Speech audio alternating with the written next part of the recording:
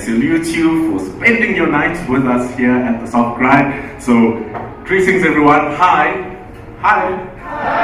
Yes. How are you guys doing? Are we in good spirits? Are we feeling well? Or are we just a little bit jagged? It's Thursday after all.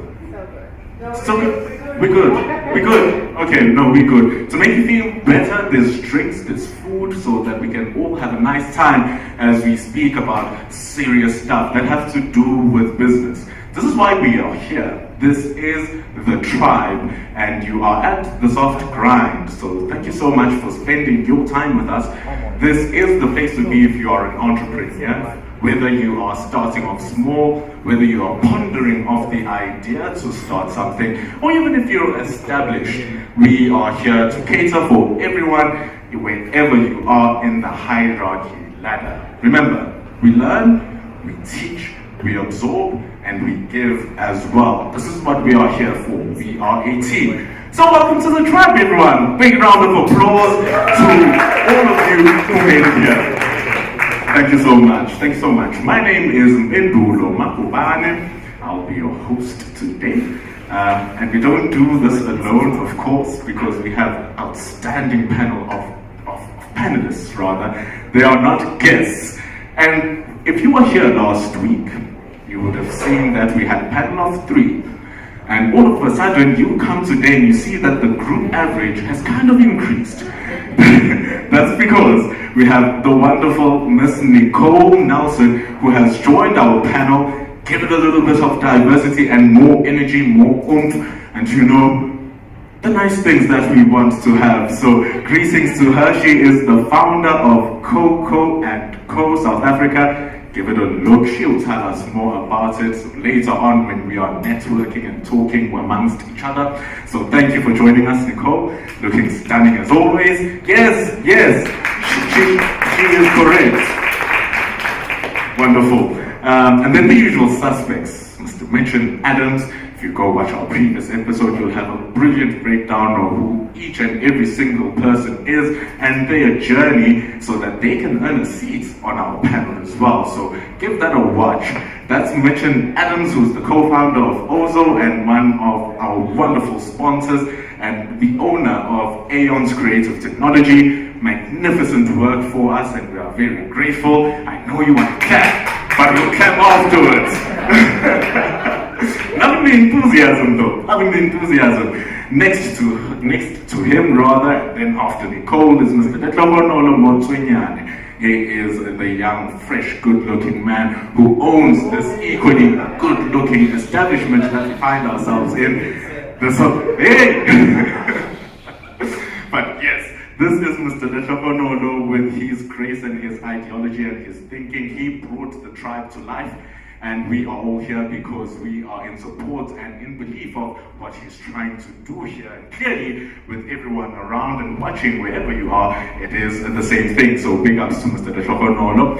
And lastly, we have the ever so wise and ever so humorous, but letter of the law, David Wiedemann. We thank him so much for coming through. As you can see on the screen, it's the alternate board. He is the co-owner of that management consulting company. So, hey man, he's a good man to have a conversation with, considering that we are all business owners, all thinking of doing that. So that's our panel. We can now give them a big round of applause for spending time with us. Thank you so much, ladies and gentlemen. And another thing to add is that even though there's just the 40 of us here talking, we are also streaming live on YouTube. So to all of you who are watching us, greetings, hello. Thank you so much for spending time with us. Feel free to comment, feel free to drop a question. Let us engage with you. Your question will pop up in our beautiful screen. So, we'll be able to engage with you, and the audience as well will be in touch. So thank you so much for joining us wherever you are in the world. And back to here, because we are, the secret club. We are here together. We have a private chat room. If you walked in, you saw there was a QR code. If we can our producers please put that up as well. This is an app called slido.com. So please follow the link and then you jot in that code, you'll be able to also comment and to drop a question. So as we go, we will be in constant engagement with you. It just makes things easier and crisp, considering the fact that the last talk, as amazing as it was, did take a movie length. So let us have fun, let us film, and let us talk amongst each other. So thank you so much. This is The Tribe. And yes, that is about it. So thank you so much for coming. And what we will be talking about today, because now we need to be a little bit more serious, is the fact that we've all started something, and then eventually it reaches a plateau, and then you decide that no, now it's time to take it one step higher. And then there's always things that we ponder about in terms of doing that. This is the concept they call scaling. Taking your business to new heights, and that is exactly what we will be talking about here today with our panelists and whoever is watching here, and with us, the audience.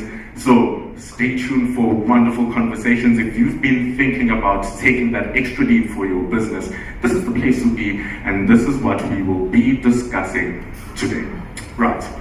So, our panelists, are we ready? Audience, are we ready? Yes. I'm looking forward to all of your engagements. You too as well at home. If you want, please tell your people to search Aeons TV, that is Aeons TV /The Tribe. The Tribe episode 4. Link will pop up, boom, and they can join the discussion and have fun with all of us. So, we can start now. Mr. David. Mr. David is one of the most experienced people on our panel. So we want to know, Mr. David, in terms of scaling, given you've been in the working industry for about 32 years now, the concept of scaling, what is it? What is it? Can you just break it down from a business perspective?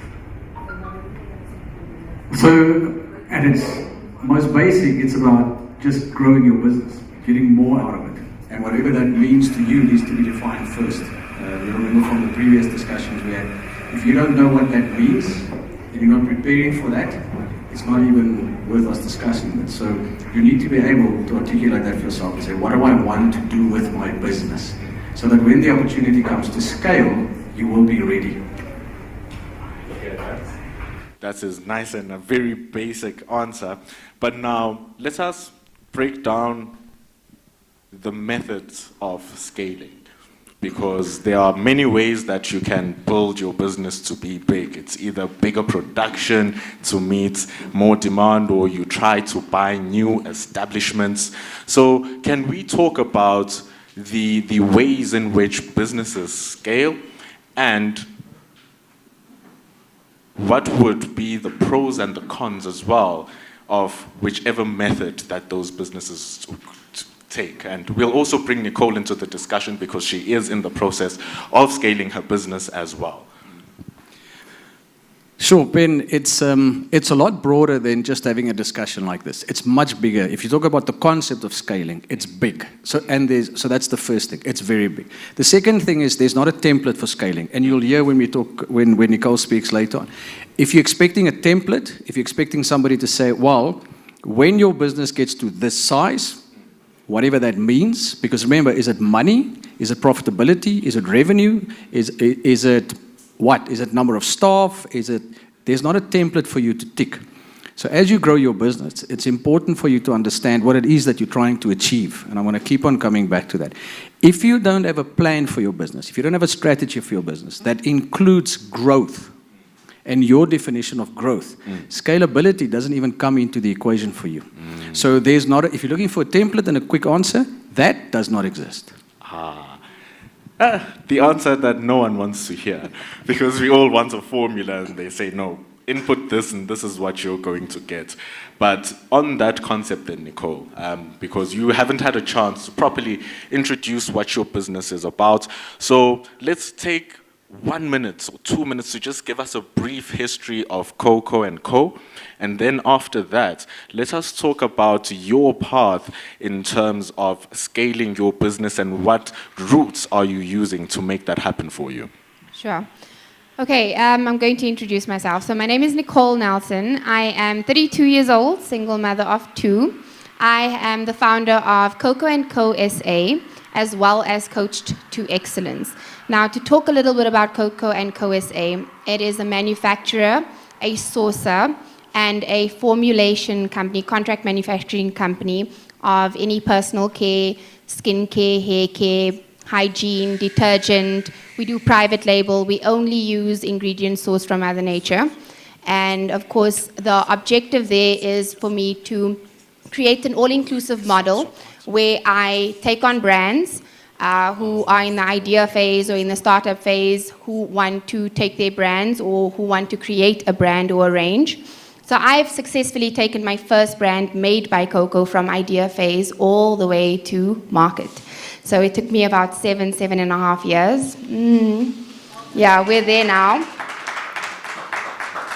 And ultimately, of course, the lessons, the learnings, the cost implications I've experienced in the last 7.5 years.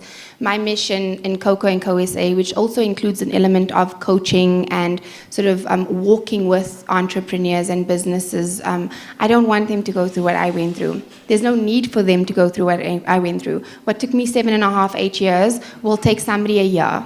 And of course, also because I've now gone to market in terms of retailers, spa, I'm on the verge of supplying the likes of Food Lovers Market, Pick and Pay, Checkers, Wellness Warehouse, Take a Lot. So I would intrinsically then give any brand who falls under Coco & Co., give them access to market. And I'm just one to help people help themselves. So of course, I went through the crevices of the pits of everything that you don't want to go through in order to sort of help entrepreneurs sort of just fast track their journeys, because there's more than enough to go around for everybody, and I don't see why we aren't penetrating and we aren't filling up shelf. Why? Amen, indeed. Amen, indeed. I would like us to pause for one moment. The cameraman is saying he's not getting my pretty face. So I must look cute for the camera and move to where it can all see me. So I will be stationed right here. Thank you so much for your patience, and we can now continue. So we were talking about your business, you're going into retailing. So now, another issue now, Nicole, that we find, and you can also chip in here, Mitch, as well, given your journey too, is the idea is incredibly terrifying. So, in that fear and what's that thing that made you go against that spirit that holds you back and be brave enough? Because I ask you specifically because we know that the corporate world is tougher for women. And especially if you're going to be a woman of color and you're a mother on top of that. So there's a lot that you need to battle through in order for you to reach those heights. So what made you boom and push through that? I am the most unrealistic person I know. I'm going to be very frank with you. I'm borderline, it's borderline insanity, right? Because like I say, before anybody else can believe it, you have to believe it. It's so simple. The reality is, right, when I started, I have a background in corporate. I'm a coach. I do performance coaching, workplace coaching, startup coaching. I've coached entrepreneurs. I've supported entrepreneurs in job creation, etc.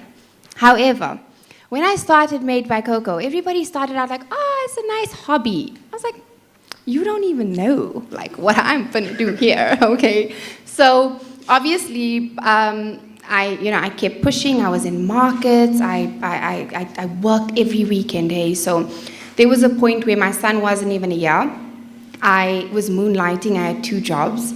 I was formulating with Made by Coco. So for 9 months straight, I remember so vividly that I was working Monday to Monday. When I got home, I was seeing to my kids, and then I was making product. I was making these soaps, preparing for markets, etc. And then I was in markets, and then before I knew it, I had a little store. It didn't last, but I had a little store in 27 boxes. And that's when people started to see, oh, okay, I see the vision. Oh, this is a nice boutique store. I was like, I'm not trying to be a boutique store owner. I am trying to be the next multinational owner, right? So, and then I had a little store in Mayfield Park around 2019 for a couple of months, and my spirit told me, I didn't know how I was going to do it, right? And remember, by this time, I was doing this full time. And I didn't know how I was going to do it, but my spirit told me in 2020, I needed to move into a factory. So in February of 2020, I was in a factory in Stratham Park, a 200 square meter factory. And lo and behold, obviously I had a sanitizer prior to COVID, but had I not been in that factory, had I not been in the position to supply a demand, I would have not received the opportunities and the platforms. But that is also how people then began to see, oh goodness, so this is where you want to be. You know, this is what it is. And even still then, I'm so far ahead. I'm even on the tip of manufacturing my own biodegradable solid and plastic packaging. So the vision is, at the end of the day, before anybody else can believe it, you have to believe it. So you need to know where you're going. And once you know where you're going and what that looks like, right, you then work your way back. Okay, so where am I now? What do I need in order to get there? Who do I need? How am I going to get there? What support do I need? It's really, you know, the mind is a powerful tool, a very powerful tool. And when we begin to ask ourselves solution-based and open-ended questions, the opportunities just avail themselves. They open themselves up, and if we pay close enough attention to it, you then begin to see. And you can either choose to see it as obstacles and hindrances, or you can choose to see it as opportunities. So I suppose it's just a matter of whether you see the glass as half full or half empty, right? 100%. I'm left a little bit speechless. It makes sense why you have Coach of Excellence.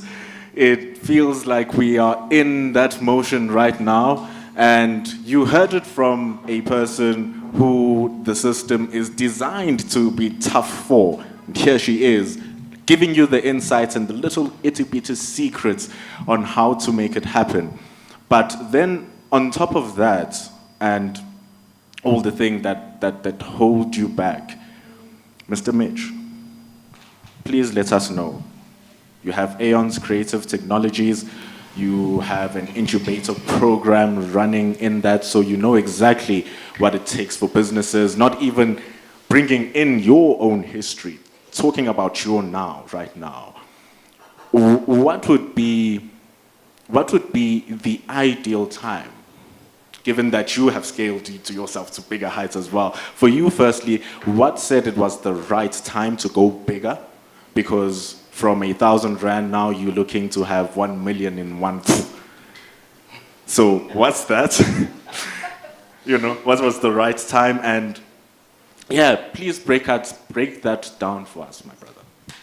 What was the right time? What said for you, Haige, it's time?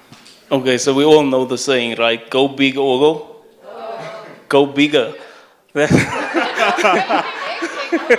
Mamba mentality. Yeah. There's a saying that says if you're going to wait for an opportunity to show itself to you to be something that's a proven concept, then it's too late to get into it. So when is the right time? You just have to start. I'm completely different to everybody, it seems. Karen will tell you, my business partner, I say, perfection is the enemy of progress. I don't care if it's half done. Let's just do it, get it out, and tweak it. As long as something's out there and it's, you know, it's getting some sort of traction. I was also speaking to David earlier. I'm helping people with their business, and they're like, oh, this is great. Look where we're going, and they're seeing the progress. I'm like, we need to move faster. We need to move faster than this. We need to get to the next level. There's a book written by a guy called Vern Harnish. It's called Scaling Up. I feel like he does have a bit of a template going on there. And the main thing for me is your unique client. You need to find out who that client base is. Most people think scaling is just selling as much as you can, to whoever you can. But stuff like iPhone has shown us, you only have to sell to like 10% of the population and you'll still be extremely, extremely successful. The thing is, you need to identify that 10%. You need to be able to market to them. And if it is the 10%, it's going to be more expensive to get to these guys. And that's all part of the scaling up aspect as well. What you also need to understand about scaling up is you don't make money. You don't pay dividends. If you look at JSE and New York stock listed companies, all the tech companies have not paid a dividend in like years. But you look at stuff like Coca-Cola, all of that, they pay dividends. They're not growth guys. They have their margin already and they just keep the business going. But if you want growth, if you want scaling, every single cent has to go back into that business. So you'll actually never ever make profit. Okay, you will make profit. But Don't chase the people away. yeah, you need capital to keep it running. And if you get an investor, the investor's going to give you money and now you make profit. And the investor's like, why did you need my money if you're making your own money now? You know. So once you're making more money, you start hiring more people. It means you go back in the red. And that is a scary thought for many people. They want to feel comfortable. They want to feel like, I can pay salaries for the next 5 years or 2 years. For me, 6 months is a luxury. 3 months is probably where you're going to be sitting. How do you identify that unique line, I think, is a bigger question. Where do you find that? I like to use 94.7, for instance. I don't know if it's still the case, but they were the biggest radio station at one point. Yet they were only based in Joburg. Only with listeners in Joburg. Why? Because of the way that they engaged with their listeners, the way that they interacted with their sponsors. So if they sold airtime on their airspace, they made it very interactive. They made The Fugitive, and you had to go find this guy. And go into any admin office space, any time of any work day, they're listening to 947 because they're trying to win competitions. And if you just have that mind-numbing 947 thing playing in the background, you can get a whole lot of messages through to people. You can create a lot of partnerships. And they got very creative on that. So even like 5FM, which is a national radio station, could not compete with what they were doing. I don't know if they're still there. I think a lot of those brilliant thinkers have spread out into other stations, but that's the type of thinking you need. You need to find your niche and you need to get very creative on how to engage them, keep them close to you. Loyalty is a big thing. I like what this guy has done with the shop. He's spoken to me about how you approach customers, and he actually has a methodology for that. So maybe that is your scale-up methodology. I think I'm speaking too much here, but another one, and I won't go into detail on it, is your support program. Basically, who represents your business. If you go to Mr. Price and the teller standing there, that's representing your business. The waiters represent your business. If they fail to do the job right, you're not going to get your scaling right. So you have to get the people right down at the bottom that's interfacing to also get that same niche client interaction. So I'm not going into detail with that. No. Thank you very much. A mouthful, but if it's too much for you to handle, remember you can go and rewatch it again after you find the wisdom in the words of Mitch and Adam. So thank you so much. And no response is ever too long if it continues to make sense. So we shall take that. And you pointed out to Letlohonolo here, and you were talking about the customer service that he provides and all those nice things for his business. But now, when you started your business, Letlohonolo, people, when they start coffee shops, they normally start small, at the back of my truck or a little stall here and there, or they just buy a franchise if they can. But you decided, like, no, I'm going to crash the status quo and I'm going to go that way. And you did. And you open up this beautiful shop. It's nice, it's big, it's a cafe, and it is a risky, it has its risks, such does any business.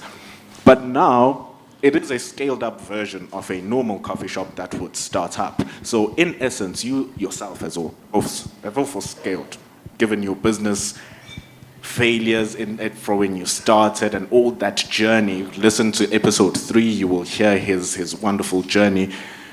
Now that we are here, what were the financial considerations that you needed to take in place in order to make this establishment happen?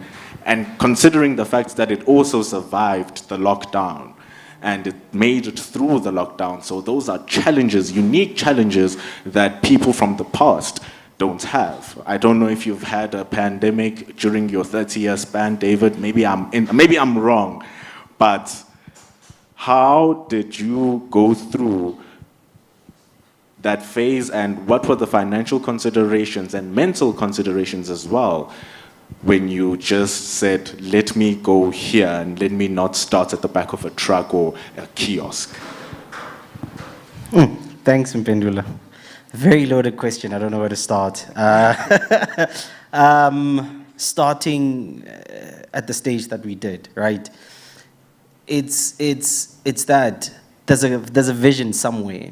There's a vision somewhere, and it's making sense in my mind to the point where I can't articulate it to someone as yet, but I see it. Yeah. So you start to work backwards as well. You're like, okay, cool. From this point onwards, that part, that point of insanity that every entrepreneur has, right?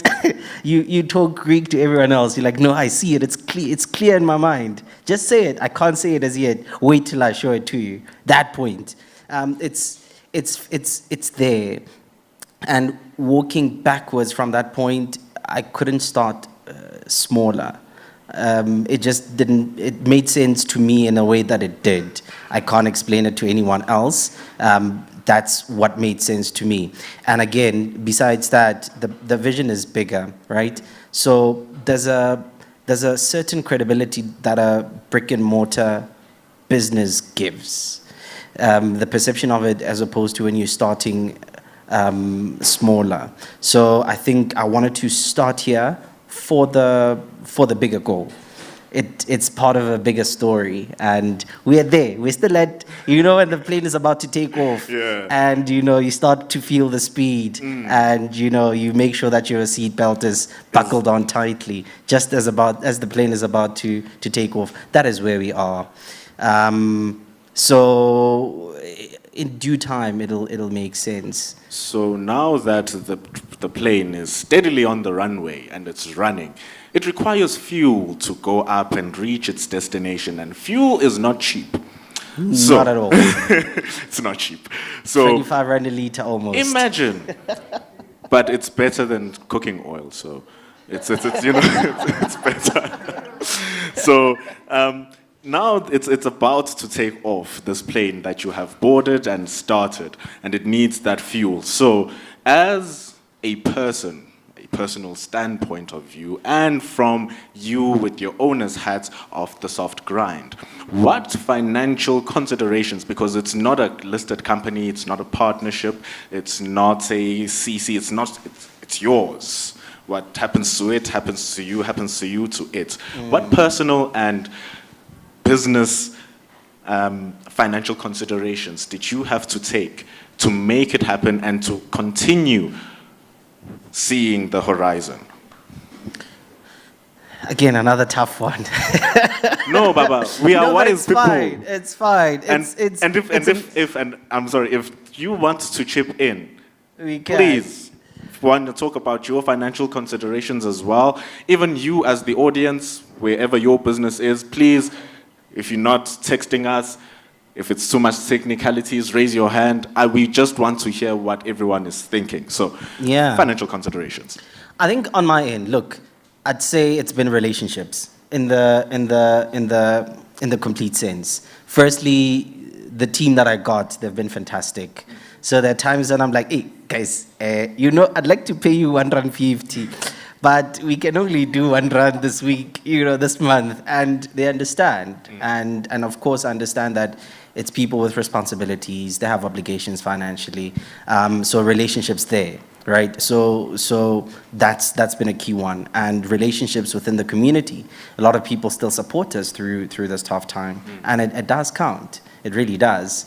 And relationships with suppliers where you're like, hey, I know I owe you 2 rand. I can only pay you 50 cents this week, Is that okay? And then you get by. And you try and buy yourself as much time as possible so that when the times do pick up, you are there, you're in the game. You are conservative, you box lean. That's it. You conserve every bit of energy that you can. That's been the strategy that I've taken. Well, will it work? Will it not? I don't know. But you Hey. adapt. You know, you're still in the game. You adapt, and that's what the game is about. You make a decision, whether it's right or it's wrong. Hindsight will tell you, and even then, you still go the other direction. Like, okay, cool, this worked. I'm gonna do this better. This didn't work. I'm not gonna do that. It's a series of decisions every single time, trial and error perpetually, and that is the journey. So, and whatever decision that you make, it is your decision. Someone can come from the outside and, you know, say that this is the best way to do it. Sometimes they are 100% right. Sometimes you need that, and David knows this very well. But sometimes you need to go with your gut as an entrepreneur. There's no tool that's better for an entrepreneur than your gut, because most of the time it goes against books and literature and logic, most practically, you know, and you go with it, and it's through that you pray very hard. 100%. 100%. So if you heard that correctly, build those networks, have the people in your corner back you as well. It's so important, because you can't do this entrepreneurial thing by yourself. You know what I mean? It doesn't work like that. And the man with all the experience in the world, we're always talking about, we're always talking about, what you mean? We're always talking, right now, I just missed my words, I apologize. Because, why did you guys laugh? So, the networks and the people in your corner. On a long-term point of view, we always speak from a theoretical point of view, saying, okay, if you're going to have 5, it'll bring 10. If you have 10, it's going to bring 20. But now I believe that, firstly, as you work in consultancy, so you deal with a variety of businesses, and secondly, you yourself being in your work position for a couple of decades, you have established those networks yourself. Do what the books say actually happen the way that they do, and is it real? So the first question is, which books? And that's quite a serious question. If you had to ask the 4 of us here, what books did we read? It's going to be very different. So again, do the books work? Depending on what you want, yes. But is my book going to be working for you? I don't know. The other thing about books is that if you're reading the book to give you the answers, you probably shouldn't read the book. If you're reading the book because you're looking for something, when the answer comes, you will be able to recognize the answer. But if you don't even understand your own question, that book will never give you an answer. So you can read 100 books, 1,000 books, doesn't matter. You read books so that you get answers on the question that you have. So that's the first thing. Networks are critical. If, one of the first things that I really enjoyed about this evening is we were chatting earlier, and Nicole said, guys, can we get a tripod? I need to go on Instagram. That's a network. So she's putting herself out there. At the same time, all of us on the stage are being put out through what Nicole's doing. If I had to ask the guys in the audience at the moment, how many of them have a network? It's going to be quite an interesting response from each and every individual. So the network, also fantastic talk I went to listen to on Tuesday. If you guys don't know the guy, Alon Reyes, he owns Race Corp. He summarized it quite nicely. He said, you need 2 networks in your life. You need a commercial network, so we want to do business with each other, and then you need a strategic network. And those are the guys that, think about us, we're a strategic network. We talk to each other about certain things. Will we do business? That's not the purpose of why we do it. So there's network, your network. So have a commercial network, have a strategic network. The second thing is networking. Without networking, if you are not working at it, if you're not putting it out there, networking, if you're pitching, like we're going to do later on, that's a form of network. This is a form of network. That is a form of network. If you are sitting at home and you are doing nothing, you are not networking. If you think networking is jolling in a club somewhere, no, that's fun. Can be a network, but I promise you, when I go and have fun, it's not. If business never leaves my mind, I can tell you, and it's the same here. We'll chat, and we're always going to try and find business somewhere. But your networking is critically important. Alon mentioned something on Tuesday night which struck with me. He said, in this room, right now, is somebody that can change your life. Right now. But here's the challenge. If you're not talking to everybody in this room before you leave, you will never know. So networking, yes. So that's in summary, putting it short for your question. Was that short? I've got feedback. You've got feedback on the questions. Networking is king. Hopefully you've got something that moved you in that response. Ben, just on one thing. If you think you're an introvert and you can't network, then you're not an entrepreneur. Word. Don't hide behind, I am an introvert, or I can't sell. That's one of the most favorite things people say to me is, David, I'm not a salesperson. Then you are not an entrepreneur. 100%. Wise words. I wasn't joking when I introduced David and I said he is a wise man with some quirky humor, but we keep it moving. So thank you so much for those words. And we're just going to engage with the questions that were brought forth. Give our people a little break. Once we have our producers throw back the questions, we have two anonymous people. Thank you so much for letting us know who you are. In today's age, is funding still a necessity to grow your business? And if so, how does one go about it? What opportunities are out there? And David, we will give you a break. We do not want the mic to bust over your robust response. So that's the first question. And Mitch, can you please handle that for us? And then after that, we will have one for Nicole, because someone wants to know what gave you the confidence to give up your full-time employment, and how on heavens did you find yourself over the 7 years? That's an entire primary school career. So how were you able to do that, Nicole? So we'll start with Mr. Mitch. Funding still a necessity to grow your business, and what are those opportunities that are out there? I'm going to do the David thing and make people angrier. Okay, firstly, funding, like making a cake, is an ingredient to building a business, so you can't leave it out. But it's not the only thing. And the problem is, especially today, people focus solely on funding. I need funding, I need funding, I need funding. Being in payments has been amazing for me because I actually got to understand the value of money, which is funding. And what is funding? I mean, is it always monetary value? Is it skills? What else is it? Sometimes I want to tell the pastor at church that people don't have to give their money as tithe. They can just give 10% of their time and see if people will still give, because everybody has time, right? That's the one thing you have every single morning when you wake up. And that's the value of money. It's your time. Every time you go to work, you trade the minutes that you have of your life for paper monies that the bank issues, that you give to somebody at the shop and say, the bank says you can give me a sandwich if I give you this. Is it okay? And then they'll do it. I'm just going to take you down a trip in memory lane. If you guys weren't there when money was invented, let's just go back there. So there was the barter system, right? Everybody was trading eggs for chickens, chickens for eggs, potatoes, all of that. But it became a bit of a schlep to, put all the stuff in a wheelbarrow and go down to the market. So they said, we need something to represent this, right? But we can't just have any old thing. Let's get something very rare that can do that. Now, up until this point, people were adding value to the system. Somebody was going out, they were planting stuff, they were growing it, they were pulling it out, giving food to somebody else. Now they decide to replace it with something, and they decided it was a rare shell. The rarest shell they could find. It was just very difficult to find, and this now represented money. Now, in order to become rich, you didn't have to add value to the system anymore. You just had to go find more shells than somebody else, because those shells represented something. And at that point, we started pulling value out of the system, true value. And over hundreds of years, possibly even thousands of years, we are now at this point where I don't believe we actually have value in anything.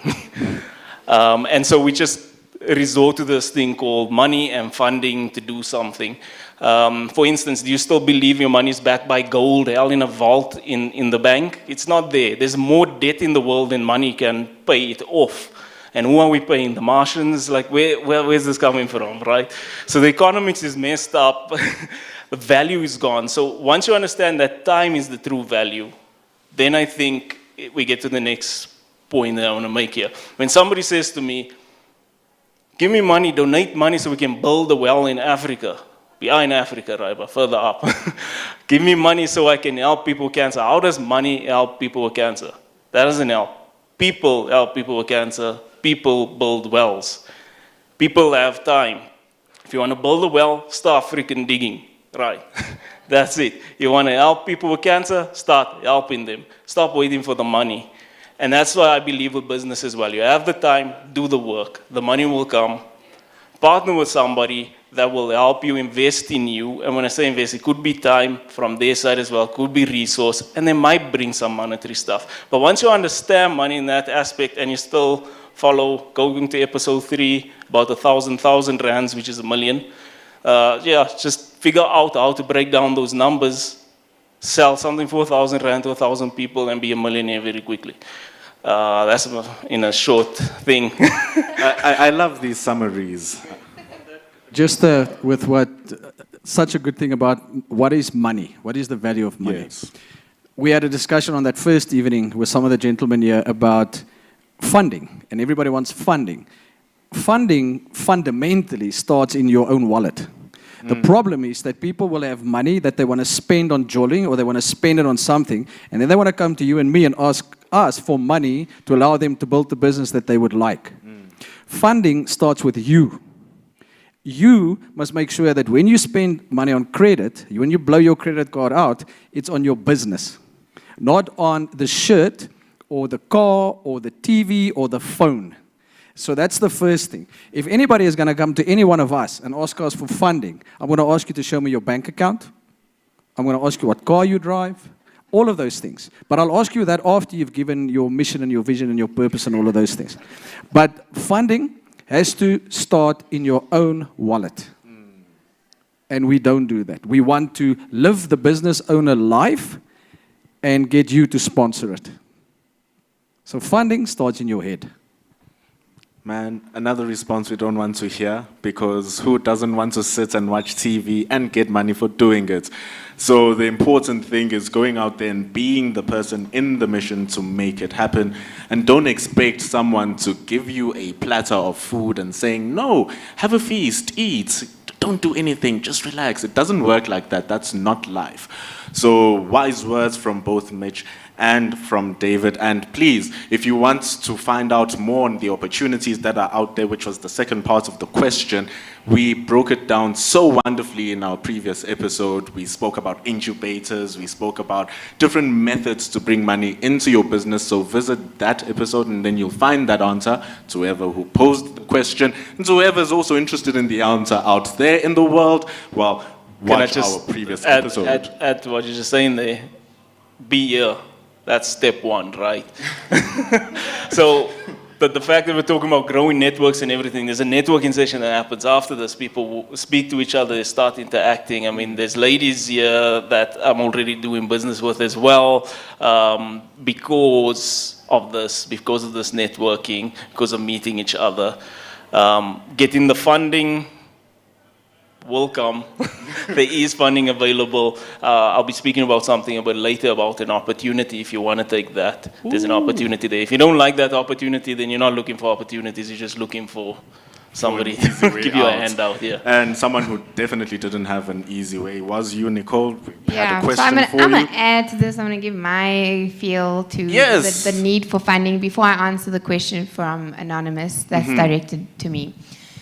Funding, right? It's this interesting chat we're going to have right here, because as a manufacturer, right, I have, we're going to laugh about this because the vision is so big, and I mean, I'm not even trying, but I am on my way to compete with the likes of Unilever and Procter & Gamble, famous brands, tiger brands, right? And I'm a female. It's hard every waking day, and only females here. Like I get teary-eyed when I think about this, because I am objectified. And this is the reality. I want to have this chat with you guys on this panel, because every other day who am I generally engaging? funders, investors, venture capitalists, management consultants. Who am I dealing with? Men. Every day. And a lot of them, I look like a pretty face. They underestimate my essence. They underestimate my value. They underestimate my abilities. And they don't see any of that. They hear me, but they don't listen. And because I come, take me seriously. So I'm coming, I'm presenting to you, this is what I want to do, this is the number crunching, etc., etc. Okay, great, awesome, okay, cool, let's do this. We start having, and capital raising is hard. It takes the job on its own. I mean, my best friend knows, I spend probably a month, 2 months, capital raising, and you have to engage these people, you have to give them numbers, you have to meet with them, and then what happens? You have a meeting again, and when the time comes to release funds or to start putting things down on contract, and then you start touching my hand, and I'm like, what is this? What are we doing? This is the reality. If I want to do something, I'm going to do it. If I'm going to do something, I'll do it because I want to. I'm not going to do it because I'm not going to do it because when I do it, then this is going to happen. And this is why it has taken so long for me. I could have gotten there really quickly. What took me 7.5 years could have taken me 6 months, right? If I was that way inclined. So male privilege is a thing.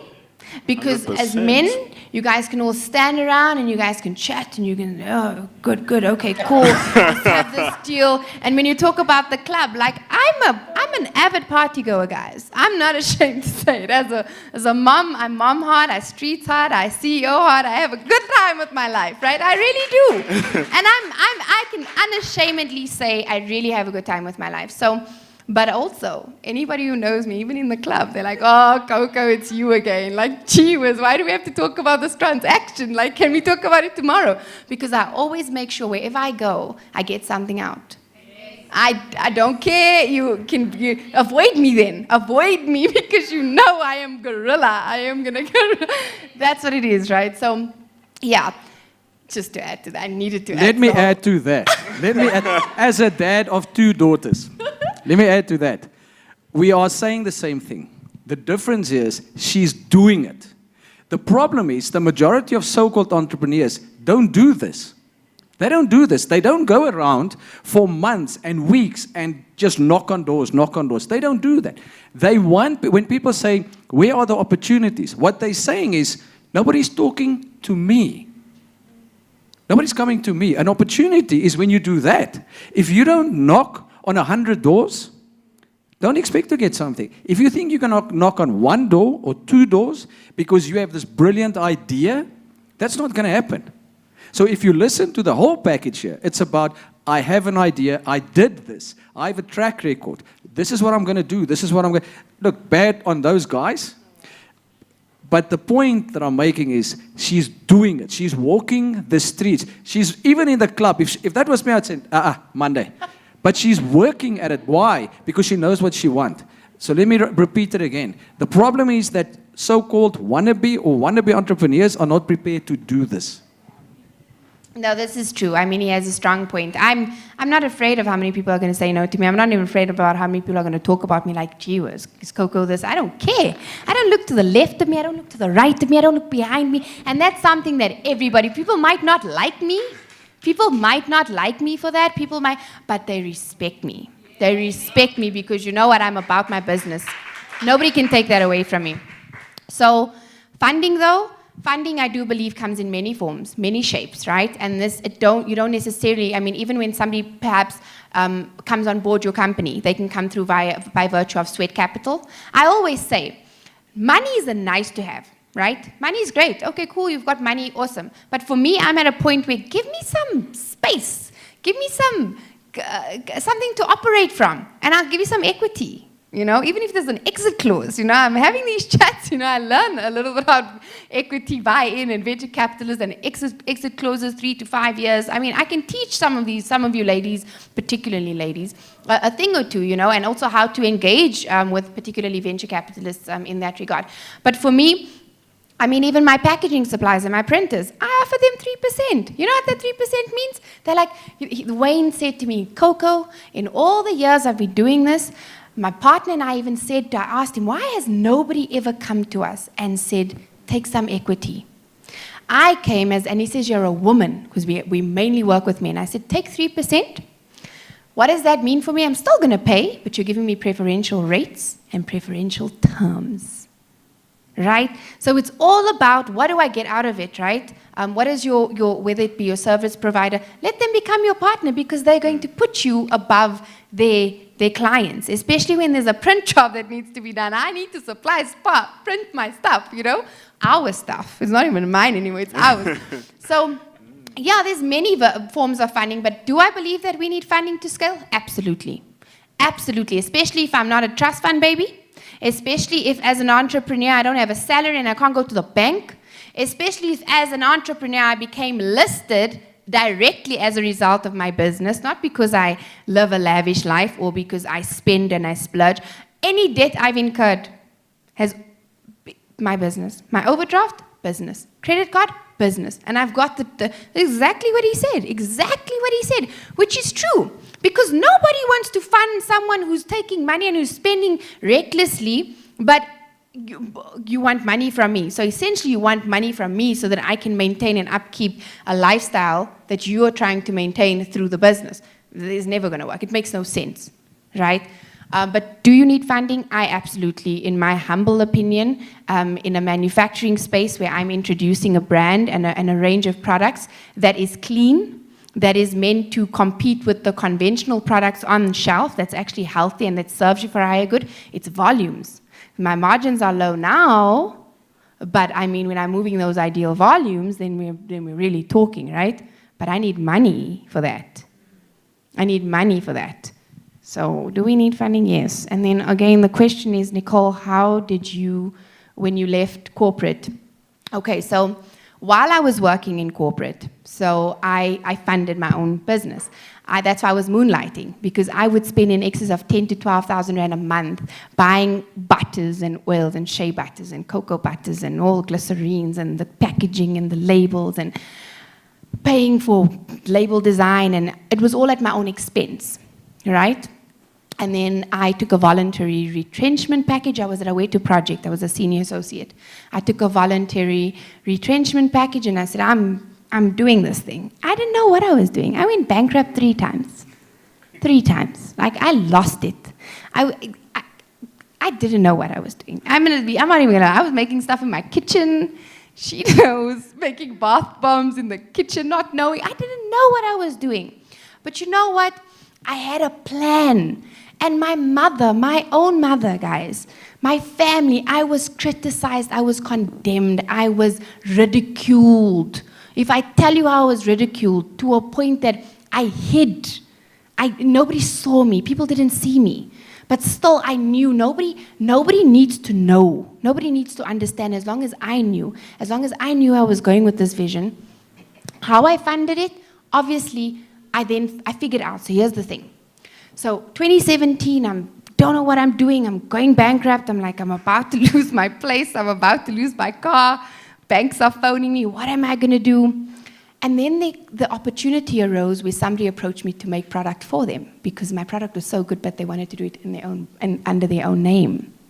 And that was when I was like, I'm going to private label. So I essentially funded Made by Coco through my corporate clients, the likes of Ernst & Young and the like, and many other clients. And that's essentially how I managed to grow my business.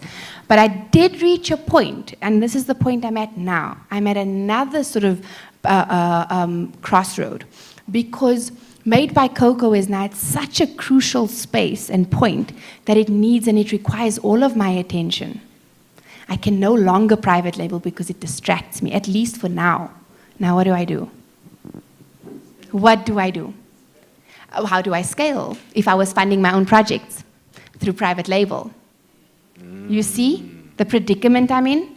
I'm in a serious predicament because I cannot right now private label. And private label is what was funding and keeping my lights on. So I have to focus on Made by Coco. See? So every time you reach a new level, there's new devils. But they're liars. So to a point about it being hard, here's the thing about it. Entrepreneurs, real entrepreneurs, don't mind hard. They don't mind hard.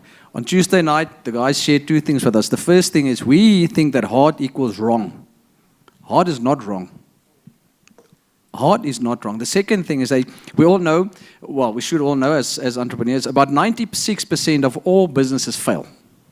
Everybody that starts, 96%. But here's the interesting thing they shared with us on Tuesday. Of that 96%, 90% of those people that fail don't fail because they're bankrupt. They fail because they just give up. Because it's too hard. Now compare that. So listen to that. 96% of businesses that fail. 96% of businesses fail. 90% of those guys quit. They give up. Not because they're bankrupt. Not because they don't have funding or anything. It's just too hard. This is how hard speaks. The goal, the vision, bring it. I'll go bankrupt 3 times. I'll do whatever it is, but I'm going to get my goal. If you don't have that, don't come back next time to this event because you're taking somebody else's seat. That is a challenge on all of us to think big and to think very big. Thank you so much for your responses. Anonymai, thank you for your answers as well. And we have one of our speakers from episode 3, but firstly, Mr. Lee wants to throw in a point or two. I was actually passing the mic, sorry. Let's... Haydeen wanted to say something, so please give her the mic. So I just want to add to something that Nicole said there about women in business, okay? And it's very true. Gents, no offense. It's very true in terms of what we face, whether it's being in the corporate world or whether it's being in the world out there in business. So it's either you're a pretty face or you're large and lovely like me. Okay, and what happens when you're large and lovely, you know, there's this thing called fatism as well. Because that's a reality that women like me have to deal with. You know, they look at you differently. It's like, partykeer kan hulle ook nie dink nie. That's a reality that large and lovely women have to face, you know, as well. So it happens all the time. Then they don't see your, you know, all of the potential that you have. So that's one of the reasons I labeled our product Tubbies. So you see it, and by the time you look at me, then it's already broken that, you know, the stigma is already broken. Yeah. So I'm walking into the room and, oh, it's Tubbies. The ice is broken. Because men generally expect or want a hot chica to walk into the room. And you're not going to get that with me. You're going to find my personality. That's what you're going to get. You're going to get all of me, the whole of me. You get what I'm saying? And that's what it is that needs to happen. Because we were having a discussion today, and one of the beauties of South Africa is that a lot of the time it doesn't boil down to color. We are a very real nation. People are easy with each other, you know? It's the other little things that get in the way.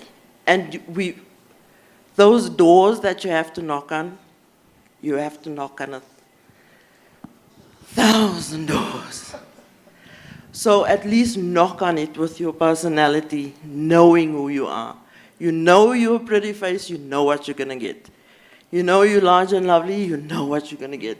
You know who you are so that you can step beyond that as a business person. Get yourself out of the way, you know, give up on the I can't, you know, get the I can't, and I'm not, and I'm so weak, you know, and I can't do this, and I can't. Get all of that out of the way, you know, before you get into the next. Get all of that out of the way and then step into your full power. Because if you don't step into your full power, you're going to struggle to get there. And you have to get there for your future you. so that you're completely proud of yourself when you get there. It's going to be worth it, and you're not going to be part of that 96%, So, yeah. And you still need the funding. Al, Thank you so much for Haydeen. I love what you did there. Large and lovely, L and L, love and light. We love to see it. Alignment. But yeah, within a stigma for a female comes more stigmas. And this is exactly what she's alluded to. Is now, but why though? And I want to pose this question to men here, not just the men on the panel, but and it is a safe space, right? Because 100%. it's a safe space.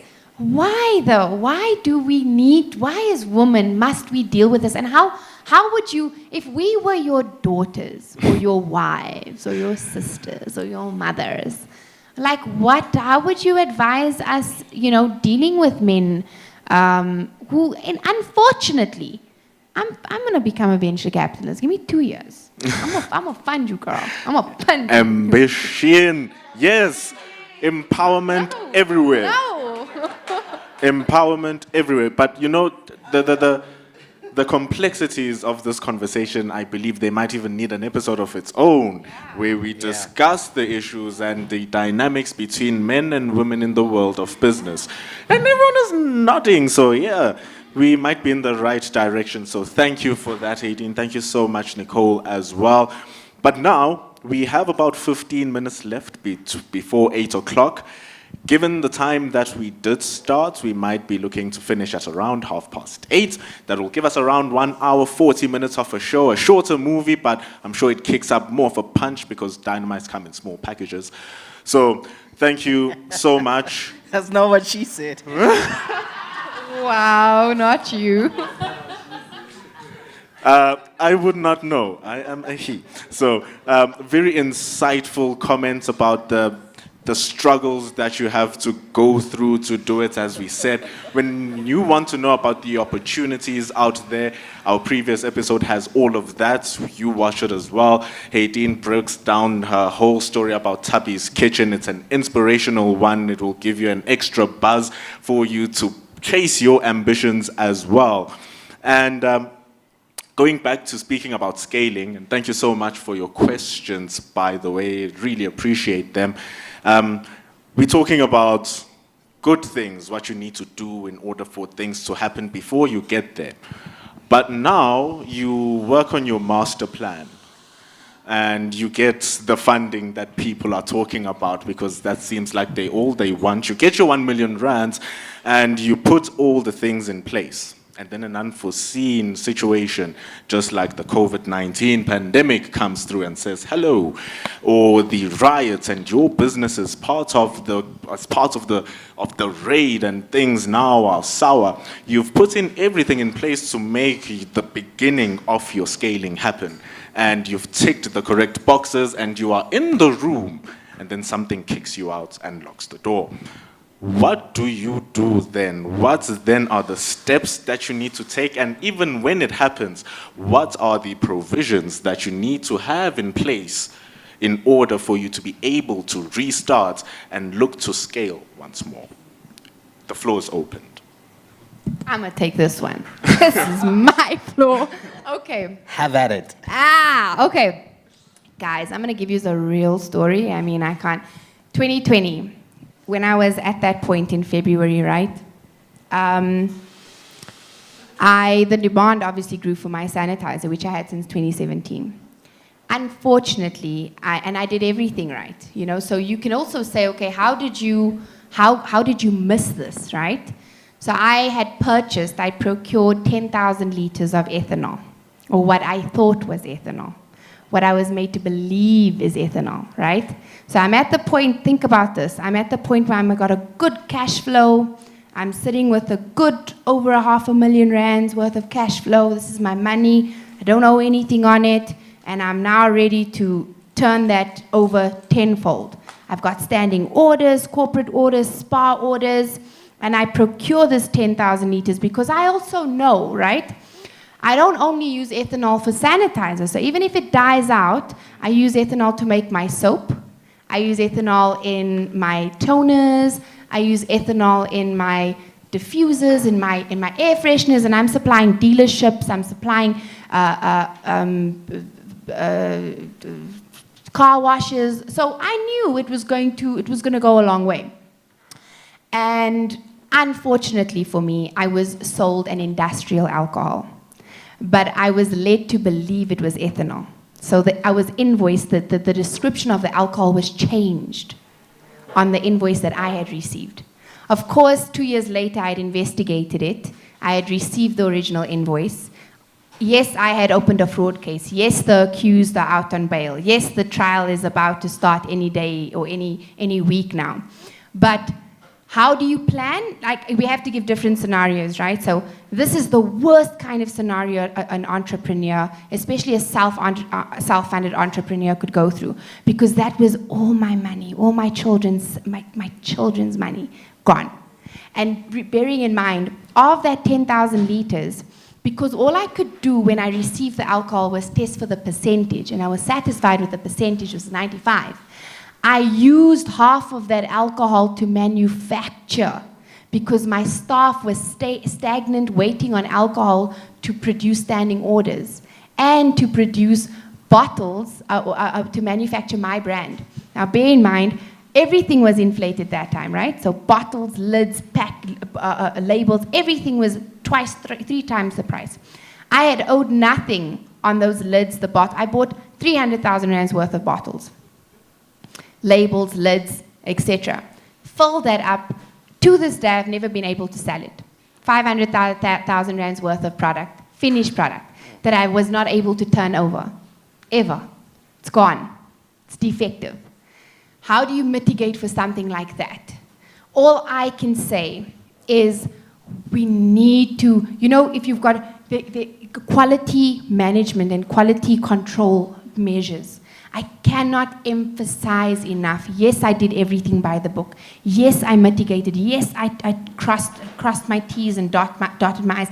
But I could have never foreseen for that this kind of fraudulent transaction would have taken place, especially from my own clients. I was manufacturing for them. They were my clients. I manufactured for them. So I never foresaw that. But my biggest advice to you is make sure you make phone calls, especially with the transaction of that amount, and make sure you're dealing directly. In that case, you've got to deal directly with the supplier, and I wouldn't wish it upon my worst enemy. But how did I mitigate for it? Again, it takes that will. There's something within you, that fire, that nobody can take away from you. Nobody can take away from you. That no matter how you're shaken, to your core, your roots, they will stay, and they run deep.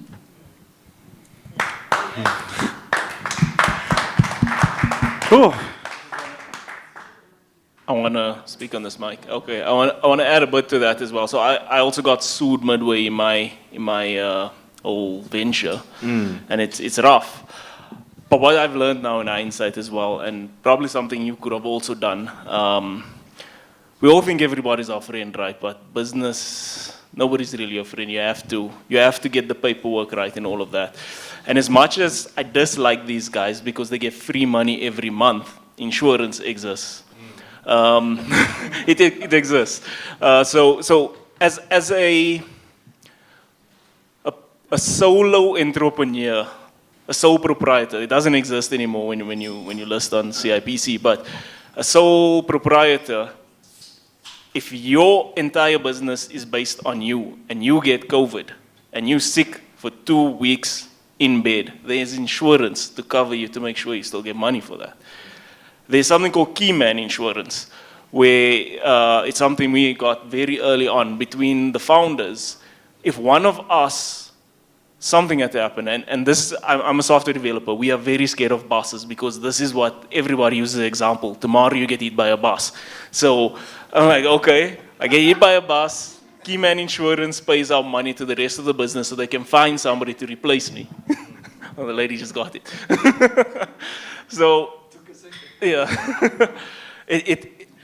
there's insurance that exists, And there's insurance that can be created. With Ozo, again, we had cyber insurance.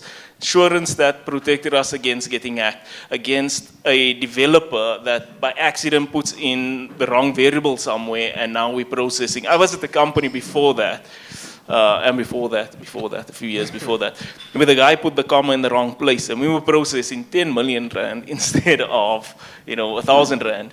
And MasterCard quickly blacklisted us for stuff like that, and that's basically the business. The business gets shut down at that point. There's insurance that protects against that. And if there is an insurance for your particular case, you have to actually do SWOT analysis. You have to be pedantic about your business. You have to think like worst case scenario, what's going to happen? What if some ants start eating my building and it crashes? What if, it can happen. It will happen if you start thinking of it, because Murphy's like, him and I went to school together once, and he likes to visit me quite often. So it can happen. So check out your insurance. There's a company I know, EconoRisk, that we worked with. They'll give you like some dynamic stuff. You just go to them, you're like, this is the business I'm in, and this is some of the risk I foresee. Can you point out any other risk for me? Those guys, that's all they look for. They're negative. They are pessimists, right? So they're going to look at your business and look at how your business is going to fail. You might feel a bit, muff when you leave there, like, the world's against me, but at least you're covered, right? And it's going to cost you a pretty penny as well. So again, yes, funding is important. So on the point of risk, I cannot agree with Mitch more. If you are an entrepreneur and you are not covering yourself, you are not an entrepreneur. You're just a stupid risk taker. As a matter of fact, you're not doing risk, because here's the problem. Here's the problem with risk. When we start businesses, we want the money, but we won't protect the money. Insurance offers us the opportunity to protect the money. Now, when something like that happens, it's different because you get cheated. That's different. What we're talking about here are the things that we can think of. And this is what Mitch is talking about. Remember, he said, go to these guys and they will think of all these nightmarish scenarios for you. So that if one of those things happen to you, you are covered. That's why you have insurance on your car, or why you will have insurance on your life or something like that. It's in the unlikely, hopefully pray for event, or pray not for event, that you are covered. If you're not doing that, you are actually reckless. You are reckless. And we're not talking about fraud. That's very different. As a matter of fact, take them down, out, get rid of them. Out. Off with your head. But in terms of risk, it should be part of your plan. So your question initially was, how do people make it? My clients, not one of them failed in COVID. Not one of them. The guys that I started working with before COVID, I have a client that paid a dividend in the middle of COVID. A dividend. And he's in the travel and tourism industry. Because there was a plan. There was a plan in place. Now, and Mitch spoke about it as well. If you don't have a plan, if you don't have a strategy, you've got to think about that. Now, some of those plans will be in your head, but everybody has a plan. And listen to what this lady is saying. There's a plan for everything. But if you don't have a plan and things go wrong, what do you fall back to? How do you know what to adjust? The value of a plan, maybe some of you know this guy, Mike Tyson. He's a boxer. He has a saying, a very good saying. Everyone has a plan. Well, you must read the interview behind that. But what they take out of that interview is everybody has a plan until they get hit in the face. The value of the plan was, I thought about a whole lot of things. I got to this point, and now I start. And when things happen, I know what I thought of. So I'm ready for things. It doesn't mean you're going to be ready for everything. But without a plan, without a strategy, you have nothing. Nothing. If you don't have a plan, and you don't have a strategy, and you're not implementing that every day, every week, she has a plan. I even have a strategy around how I'm going to get these people to do the right thing. Hey. Like you did this to me, but you're not going to get away with it. Like on principle's sake, on just being an ethical human being. Because they are two accused, one mother to the other, I'm not going to let you. You're not going to take food out of my children's mouths. Like, hell no. But I'm going to answer this question. Is that okay? Okay. Hi, Nicole. Based on where you are, is white labeling a good or bad idea? This is a great question because it's a good idea. And why it's a good idea is... I'm sorry to cut you, Nicole. May you please break down the idea of white labeling? Okay, white labeling is essentially, I'm going to give you a little bit of a scenario. So a client or an entrepreneur business owner approaches a company like mine to say, hey, I want to create my own range. What do you have that's existing? I never, what's different about me though, is that I'll always tweak. So no client of mine, no two clients will have the same product. Even if it's a slight deviation or a slight variation on the product, no two clients will have the same. So even if those products stood next to each other, you'd never even know they were manufactured by the same manufacturer. So essentially what white labeling means is that you get to put your own labeling on the product. Okay, so why I feel it's a good idea, it's exactly why I've created Coco & Co. SA, is it gives you, the client, the opportunity, you get to curate it, you work with me. I'm different to other private label or contract manufacturers. So you actually come into the space, we identify the packaging, the most suitable packaging, we work together from beginning to, it's from start to end. The only difference is essentially what you're doing is you've curated everything, we've come up with the label design, we do everything full turnkey solution and service. However, it gives you the opportunity to focus on marketing, to focus on channels of distribution. And it also gives me an opportunity to scope you for a little bit, to see just how much effort you put into it, so that I can then have the conversation of putting you onto my own channels of distribution. So it's a very good idea. Absolutely. Highly recommend. Yeah, I want to also speak on the mic. My mic is the white label, it seems. There's two parts to white labeling, and you're speaking about from the, I guess, the supplier point of view. But somebody that would acquire the white labeling is also a good idea, especially in the tech phase. You can get something white label and start up a business very quickly, kind of like overnight. There's a guy I know, 2 months ago, he left his job. Last week, he raised $1.4 million US. And I was like, how? And he showed me the system that he has, and it's all based around the metaverse and all of that. And I'm like, how did you do this fast? He's not even a developer. It's like white label solution. You just bought it off the shelf and then tweaked it a little. So you can get very fast, very quick with something like that. So you also don't want to reinvent the wheel, right? If it exists, just pick it up and use it. But again, from the other side, talking from experience, also existed, it was called iPay at the time. There was another payment company called PayU, which is a NASBIS company, massive company. They have Woolworths, Pick and Pay, all those guys, they process for them. As the small little company, you can't go to Woolworths and say, you know, put me on, kick those guys off. And we offer the same service. The thing is, our service is a bit more superior technically in the back end, because I was working on it, right? So, Yes. we actually had this conversation with them where they said, okay, let's put your software at the back of ours, but we still use our brand name. And that's fine, because now we had Woolworths as our client, and Pick and Pay and all the big guys. Take a Lot came through that as well.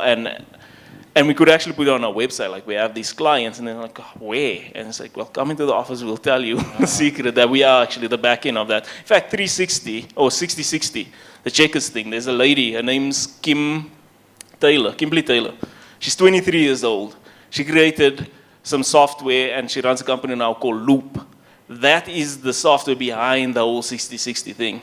And the company is exploding now. It is getting massive. So there's a good white label solution that's busy happening right now that you can use that. But once we got big enough, once our brand was big enough, we had to have that conversation with the guys to say, look, I think it's time that you guys become a distributor of our product now and change the name. So we did that eventually. Hopefully you're going to do that soon. I mean, you're going to Spa now, right? So. Yeah, I mean, we're well on our way there. Okay. Yeah. And yes, I am very open to mentoring anybody I want to help people. So I am going to cut it. I'm going to cut it right there. Mitchin Adams is an amazing person, and he'll help anyone who comes through. If you look around, if you look around, yeah, it's because of him. So I believe that he can do something one-on-one. And on that point, we will be introducing something along those lines. We'll be talking about the competition that we'll be running. It's going to be nice and dandy for anyone who will be partaking in it, boosting your business and scaling it up. So that is what we were discussing today. And Nicole, they appreciate you so much Thank for you. being open to your journey. Hashtag appreciation. You know, to Manini who made that note, I want to be as real and unrefined. That's my slogan. Unrefined as possible, because I don't want to sugarcoat things. And I give you the most authentic version of me and my journey, because it's not glamorous, but it's worth it. Tap on everything. So, Rena, our wonderful hand clapper, wonderful lady over there, she's asking, how do you mitigate the financial aspects of white labeling? Does the manufacturer incur the costs or the client? No, babes, we don't do that. Okay, so especially for new clients, so I've got my own terms of service, which I can make available to anybody, and most manufacturers have, my terms are a lot more lenient and supporting, particularly to startups. I mean, my starting orders for is 50 units for the first 3 orders per product. There is some T's and C's, but it's 50 units per product. And why I do that is because it allows for you to go out there and test the market. You're not sitting with hundreds, if not thousands of units, and you don't know what you're going to do with it. So I find ways, and my model is very, very tailor-made to support entrepreneurs. It doesn't cost, I don't make off of it, but it also doesn't cost me. So in terms of whether or not the manufacturer incurs the cost, no. The manufacturer cannot incur the cost. I have no financial interest in the business. And obviously I'm all because I'm a social capitalist, right? So I'm looking at opportunities and where I can, buy into businesses, but I also want to see that you're going to be doing the work. So I monitor you, I gauge you, I suss you out, I see how much you're putting in, how regularly you're ordering again. So what would happen is you'd need to pay 75% upfront. And why 75% upfront? Remember, I'm charging you at a wholesale price. It's a volumes game, but I'm still charging you at a wholesale price. So I don't make any money off of it. That 75% essentially covers my costs to make sure that you get your product. And upon collection of your product, 72 hours prior to collecting, you pay your 25%. The 25% literally covers my labor, etc. You see, so I work with you, but I mean, I can't do all of the work. Happy with the response? Wonderful, wonderful, guys. Now I will be letter of the law, smash down my order, and we will tie up our discussion, which I believe was informative from my perspective. I am hoping that from your perspective, it is all good as well. So I'm so happy that you were able to be transparent, bringing it from my side and on behalf of the tribe. Really do appreciate it. And all your insight. I'm yet to see someone go against someone so that we can have a debate and I can become Jerry Springer, but I can't do that right now. So it will be difficult to say, Mpendulo. We are not there. Where we are at now, though, is at the end of the discussion where we took you on the journey of how to scale your business and the steps that you need to take, the battles that will be faced in front of you, and how to overcome those obstacles, because the best way to learn is to learn from the people who've already taken the journey that you are running through. IsiZulu sithi indlela yaziwa abayihambile. So, must be the same thing. Trust the people who are ahead and listen and implement. Don't loaf around and wait for that plate of food. David will come and give you a shambok. So, thank you so much for all the inputs. And now we'll be moving it over. Unless if someone has a question, Slido is still open. YouTube comments are still open. We're going to break it through. Any more personal questions? networking is coming afterwards, and you can speak. Do we have any YouTube questions? I'm curious. Producers, please let us know if we have any questions from our YouTube page, any comments from them. Display them on our wonderful flat screen TVs, and we'll read them out. So, but I will move the conversation through because we have some exciting stuff to help businesses scale themselves as well. In-house, and Mitchin Adams, the man who started Aeon's creative technology, has an exciting opportunity with him and his business to do so.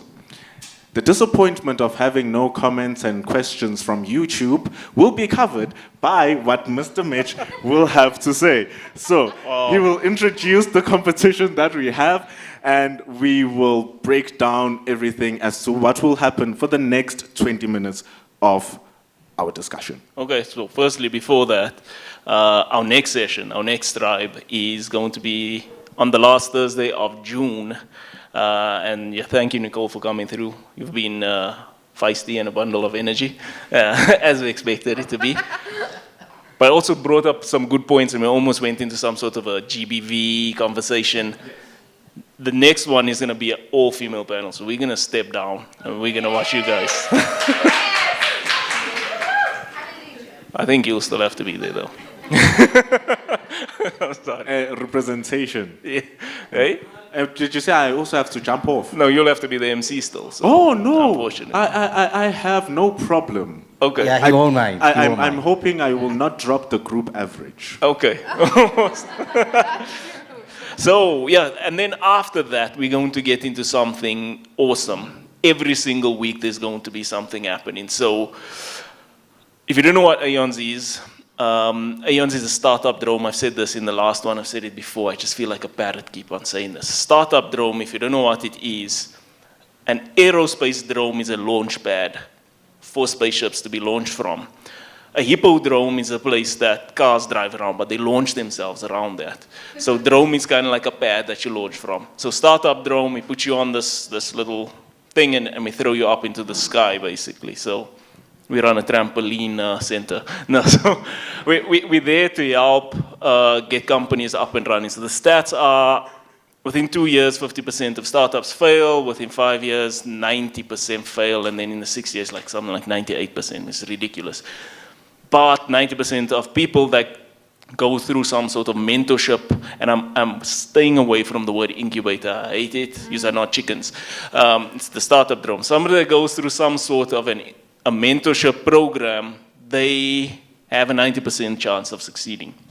So it's clear that we need mentorship. If you watch episode 3, Lee speaks about how we went through a mentoring program. I've gone through a mentoring program, and David runs one every single day. And you were in our way to project, so it works. Yeah, it works. It works 100%, and we encourage you to go through it. But there are good ones and bad ones. Some of them last for a week, some of them last for 3 months, some of them for a year. What can you do in a week? I don't think you can do much in a week. 3 months, you can get something in there if it's a very aggressive program. A year, I feel people get lost between the aggressiveness and how long that year takes, and some people come out there in a year and haven't achieved anything.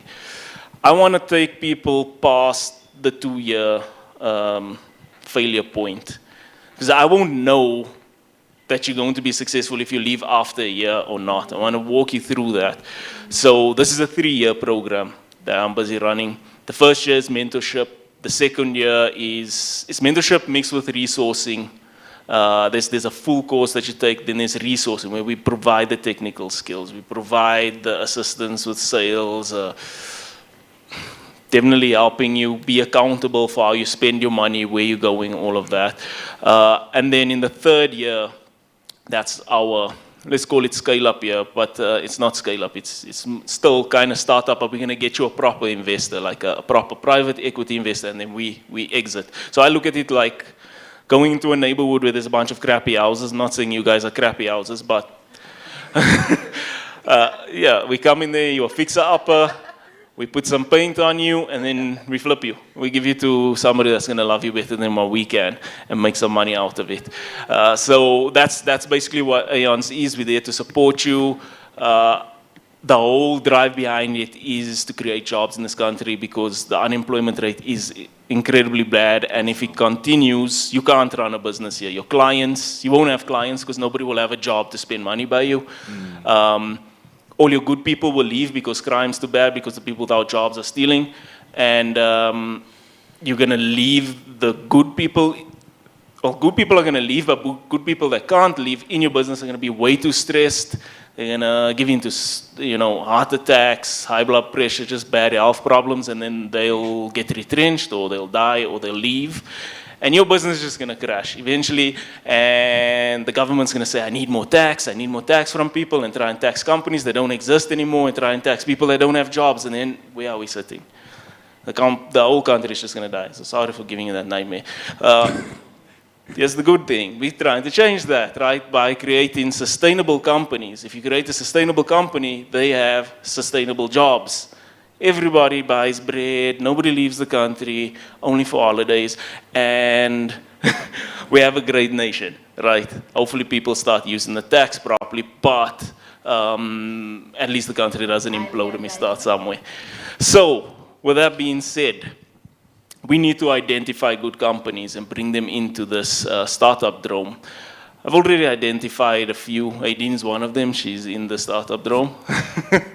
Fezile from last week that you met, he is also in the startup drone. I'm looking for another 2.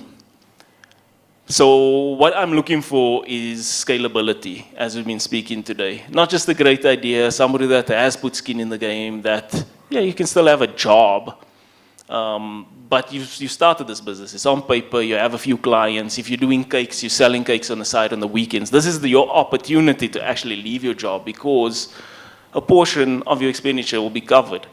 Like, you'll be able to leave your job for at least a year to focus on this. And if you're not going to replace your salary within that year, then I would have failed and you would have failed. So we're going to work together to get there. In order to get into this program, you have to enter a pitching competition. So that's what's going to happen in July. Every Thursday in July, we are going to bring the companies that have entered the competition, and they will pitch. There'll be a whole list of judges every week. We'll change the judges, and they'll question you, they'll take you through your paces, and then we'll select 2 companies from that and bring them into the program and walk with them on this journey. Does that sound awesome? Okay, cool. I'm getting it, guys. It doesn't sound like you sound like it's awesome.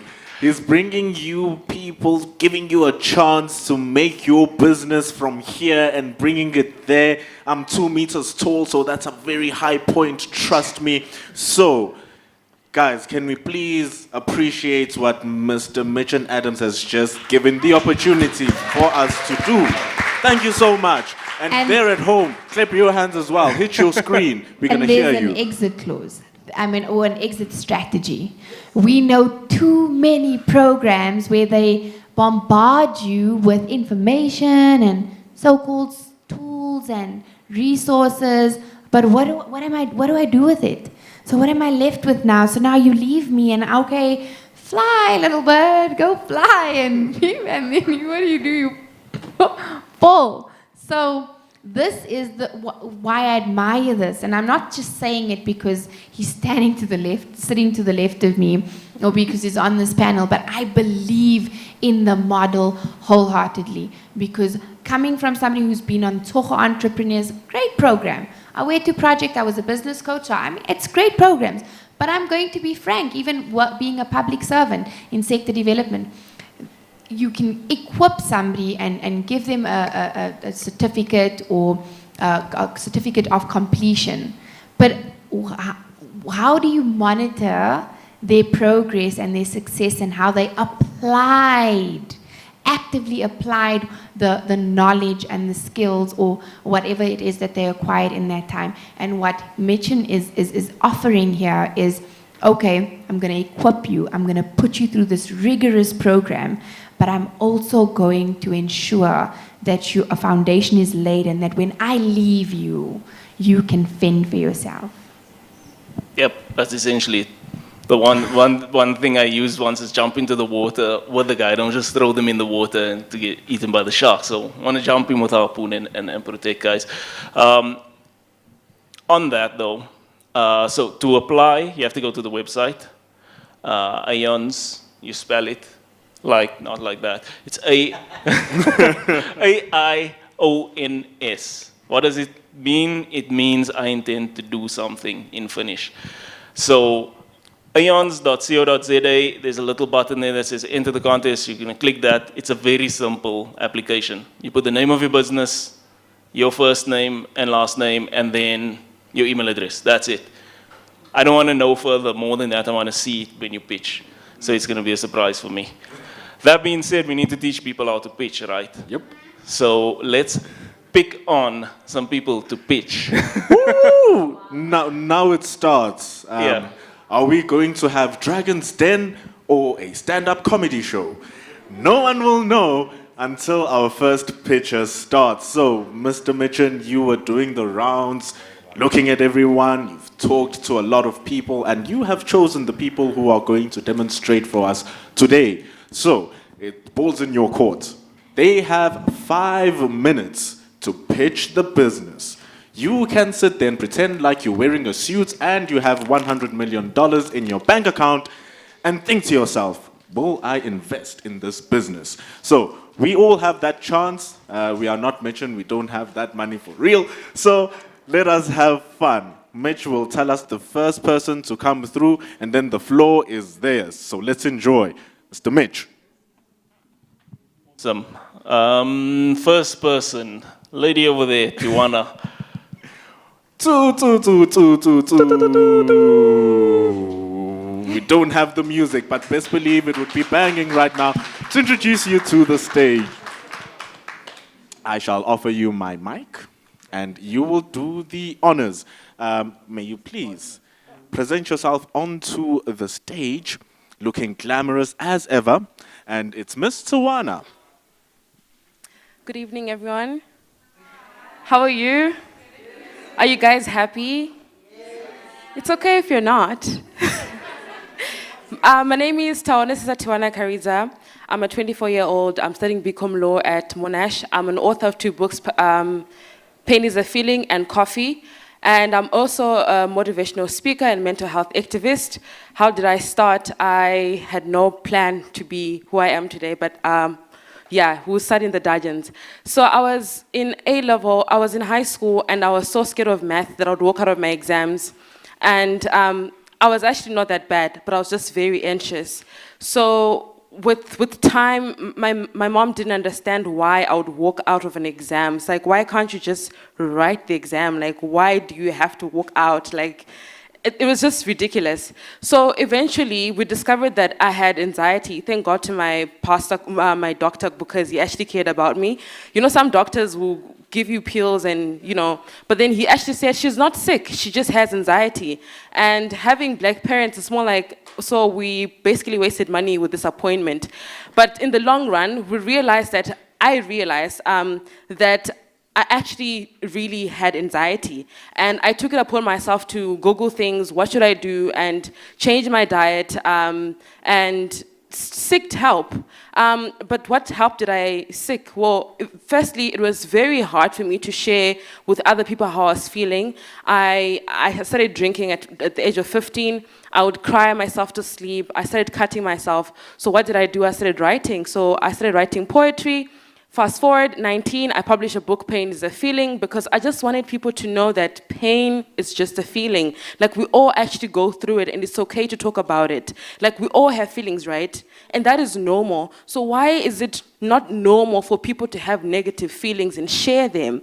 And that was just something I didn't understand, and I wanted somewhere or someone to actually accept that I was just in pain, simply in pain, and I just needed someone to acknowledge that I was in pain. And through writing, I had a lot of connections with people who were also going through different things. My poetry book is an anthology of different poems: divorce, family, disorientation, mental health, just many things. So I met different types of people, and that led me into mental health activism. funny. Yes, I wanted to be a lawyer. It's just like, how did I get here? Anyway, it was just a book. So when I came to university, I was invited to a talk. It was on Afrophobia. And then immediately after the talk, I actually started going through my own traumas. I was physically abused, sexually abused in my childhood. I used to self-harm. These are so many things that I would carry with me every day, going for class and just managing and trying to be the best child that I can, being the best friend that I can, being the best sister that I could. And I was just failing to keep myself together. As much as I would look good, I just failed to keep that same fresh fragments within myself. So what did I do? I went for counseling. Around the same time, one of the hottest guys I'd ever met, who was always upright, looked good, committed suicide. And that was like one of the most traumatic incidents in my life, because I couldn't understand why a well put together person would commit suicide. I mean, a gorgeous man would commit suicide. I'm like, why would you do that? And that broke my heart so much, because people think there's always has to be a reason why someone takes their life away. There's always have to be a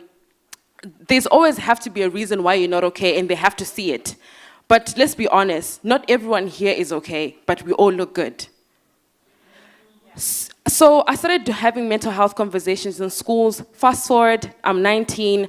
I'm going through this traumatic situation again. I feel like actually committing suicide. Someone said suicide is not the right word. There's a nicer word to say it, but I'm forgetting, so I apologize for that. So I call this helpline, and she says to me she cannot talk to me because she's going on there's a shift, so I need to call back in 10 minutes. That broke my heart, because I just realized in 10 minutes so many people actually give up on their lives. 10 minutes, a lot of things could happen. But this lady could not give me just those 10 minutes just to understand or to hear me out.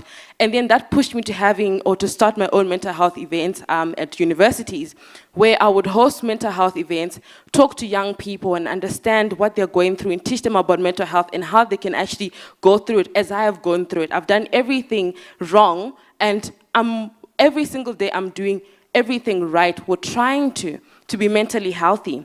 Fast forward last year, one of my friends, I think I'm smart, but not as smart as her. She came out with high distinctions and everything. And after graduation, she tried to take her life. This actually led me to thinking, this is a graduate who's getting into a workspace. What happens to her when she gets into a workspace that is so harsh and she has, very sorry, a workspace that is so harsh and no one cares about you. The boss wants their report. The boss wants their money. At the end of the day, let's also think of our boss. How is our boss doing? So how do I come into space? My name is Tiwana. I'm an owner of PIF, Passion Awareness and Foresight. We focus on mental health training in corporate spaces. As much as I do it for free in universities because it's necessary and students don't really prioritize their mental health, I also give companies opportunity for them to also have mental health training. Why? Because if they don't do it, they are actually going for a higher cost. If they don't do it, like what Mark Menega said, it's not 3 out of 5 people or 4 out of 5 people that have mental health issues. It's 1 out of 1. What does that mean? It means your dollar is at risk. Right now, as we're speaking, South Africa last year, 2028, the Society of Psychologists said over 200 million of South African money is going to mental health issues. It's getting lost in the GDP because of mental health issues. So we need mental health. We need mental health training, and that's what I do in corporate spaces to save your money. Thank you. Wonderful. The wonderful Tiwana. I'm so sorry. When I speak, I despise being cut off. It feels like I'm disrespecting what you have to say, and I render it worthless. So we were kind enough to give Tiwana 1 extra minute, and then she got into the meat of what she had to say. If this was the television, I'm sure the dragons would have spat fire on her. But because we are lenient, you heard what she has to say. Yeah, well done. The time runs fast, eh? But I've done it in 3 minutes before. I went to a thing that was like 3 minutes, to pitch your business. So you have to get better at it. Nicole just whispered to me she can help you. So, yeah. Just to, why is my mic not, okay, it's not working now. I would like to, I see there's, you're solving a problem that coming from corporate, I know there's a huge need for it. I would like to work with you, to just help yourself, sort of get your elevator pitch, that 30 seconds to a minute, right?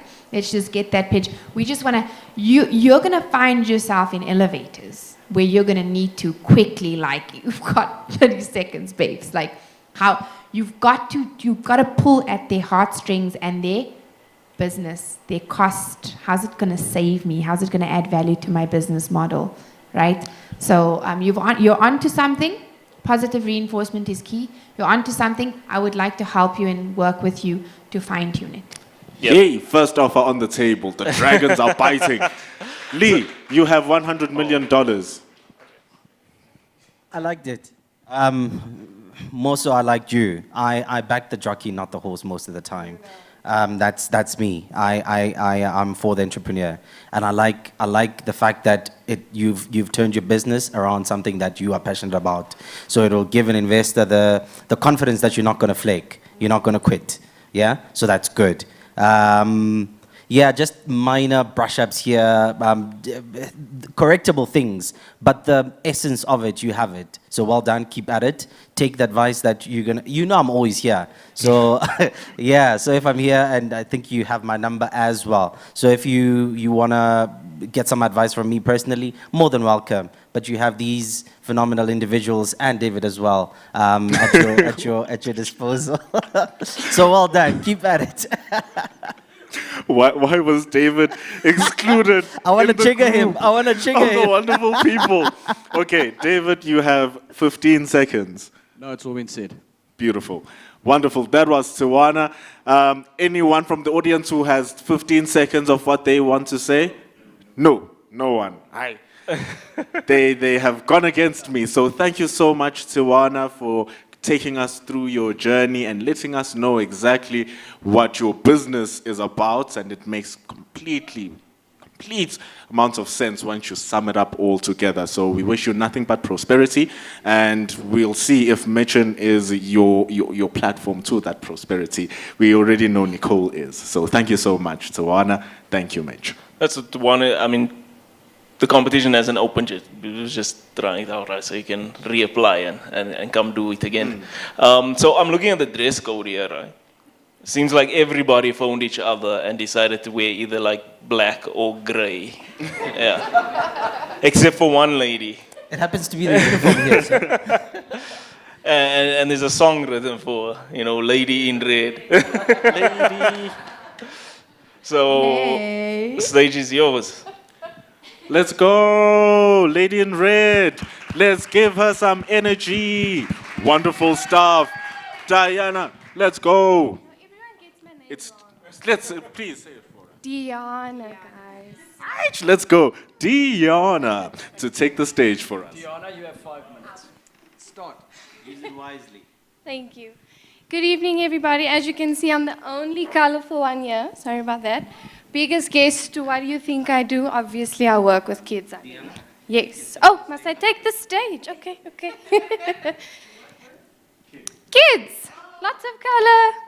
It honestly is my biggest passion in life. I love kids, but specifically advocating for neurodiversity. So for those of you who don't know me, my name is Diana. I am 26 years young. I run an education company called Connect Ed. Little bit of a backstory. I started in 2015. I'm also a single mom. I was pregnant at the time. As a mom, I'm not that one to sit at home. I don't believe that pregnancy is a disease. So I was sitting there, I'm like, what can I do with my time? What am I good at? What are my skills? I am good with kids. And at that time, as a pregnant lady, obviously no one's going to take you on. You're going to go to the job and they're going to look at you once and be like, not going to work. So I started up a tutoring company. Started with like 1 or 2 kids, literally from my aunts. I was tutoring my cousins, and they actually saw, listen, okay, this chick knows what she's doing. Fast forward, 3 years later, I found my passion with autistic kids, and I saw, wow, I'm actually really good at this. So I started studying psychology, and obviously graduated in that, and then I saw, okay, I'm always the one that's asking the why. Why is this kid like that? Why is this kid doing this in class? They're not naughty. I don't believe a kid is naughty. There's always a reason behind the behavior, and I'm always the one to find out the why. I'm not so about the, oh, he's ADHD. No, there could be something else. Oh, he's autistic. No, there's something else, and I'm that person that you come to find out your why. You don't need to go and pay 8,000 Rand to a psychologist for them to tell you your kid needs to be on Ritalin. Now you're paying another 400 Rand every month out of your pocket. I know, I'm a single mom. I have a daughter myself. She's in grade 1. She also has learning issues, so trust me, I've been there. So, yeah, fast forward 3 years later, I left. I was tutoring at a school, but I mean, when your growth is stunted, your passion starts to die out, and I'm like, I can't let that happen. So I took the big leap, met so-called investors, so I've also been there, learned the very hard lesson. And funny enough, Nicole would know because her daughter was a part of my first venture. Met 2 investors, lovely people at first, right? Sorry to say, very rich, privileged white people who saw me as a young colored girl, single mother. Oh, she has all the ideas, let's just snatch them. Let's just take them. Obviously, I have the biggest heart that you'll ever have. We got into this business. They had the property, the big bucks, the we'll give you this, we'll give you that, but we need your ideas. We need what you're going to do with the kids. Started off in 3 months, we had 6 kids. Going beautifully, making money. They sat me down, basically said, listen, your ideas are great, but we think we need someone, younger, someone that's going to deal with the kids better. Basically, someone that they're going to pay less. Let's just be honest, a student that they don't need to get anything from. And because we didn't have any documents at the time, basically cut me out of my own business that I started. So look, no hard feelings. Like you say, you pick up your shit and you move on, and you pick it up again, and you try and you try and you try again. And that's exactly what I did. And funny enough, yeah, the day after it happened, I was scrolling on Facebook. I saw a property. I'm like, look, girl, you're starting over, but you have something good going. Rented out the property. I'm currently still renting out the property. That was in February of this year. Let's say now we're only in June. Wow, it's already only 4 months. And I already have my 5 kids back, but not them, 5 new kids by myself, and currently scaling the business, moving into the bigger side of the property that's on the current property, and we just keep moving from there. So my logo is Connections in Education. So I'm basically your one-stop education shop. Anything education, your girl right here. Thank you. Can I just say, no bias, she did teach my daughter, and she definitely is amazing. I'm just saying. Did you say connection to education? Connecting in education.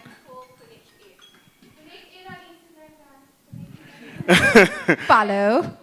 Let's go. Connect Ed on Instagram. Yes, Connect_Ed. Wonderful. You can find her wherever, whichever. So take a look at Connect Ed. Educate those kids, boost the young lady, and thank you so much for your time, Diana, and thank you for respecting the time as well. I thought you weren't seeing me, but I guess you were one step ahead of me, so thank you so much. Dragon, Mr. Mitch.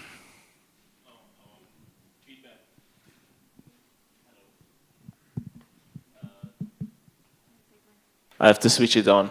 It works when you switch it on. Yeah, I think the pitch needs to be refined, but I like it. I like the stories. I like everybody's stories. And I also like that you can just point at anybody and they have a business here, right? to a 30-second, 1 minute, because a lot of the time you're walking alongside, you see somebody and you just eavesdrop on someone, or you're in the lift and you literally have like 30 seconds, whether it be the CEO of a Curo or something, where you can collaborate. And that's where the point we want to get to, where you can quickly just demonstrate your why, how I'm going to solve for your problem, and how I'm going to add value, and what solution I have to offer.